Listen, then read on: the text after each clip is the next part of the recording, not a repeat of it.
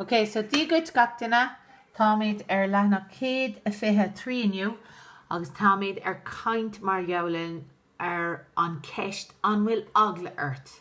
Are you scared? So the answers we can say is tá eagla an downarm, I'm really, really scared. Tá eagla arm, so that's I'm scared. Or ach níl eagla arm, I'm not scared.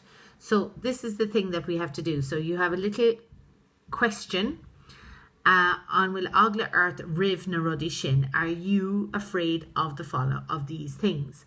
So an nahar niva is a snake. So it's féidir leat a rá, just it's féidir leat nahar niva a scríamh is a chóplear agus na ruddy atá inacha leis a chur.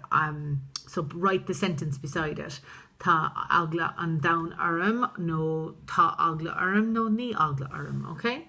So nahar niva an dara ceann sin mother mór fiach fur, so that's a fierce big dog. And down ella a spider. An fiachlor, the poor dentist. Etalon, planes. Áitina orda, high places. All right. On moontor, are you afraid of the moontor? Bohor fada doraka, so a long dark road. All right. Tintrach agus tornach, some people are petrified of tintrach and tornach, and understandably. Mástín, which is the bully. Luck, which is a mouse. Agus taifse, which is a ghost. Okay, so you have to decide which you are. Will to agla, ta agla on downarm, I'm petrified. Ta agla arm, I'm afraid. Ach níl agla arm, I'm not afraid. Okay, so mar hampla.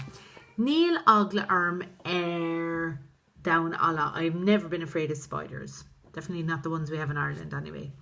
Ach tá agla arm beidir bohor fada doraka. I'm not too fond on walking in long dark roads. Okay, so that's all you have to do today. It's not a lot. Just give that a go. Agus slán sibh agus feici mé hu delún.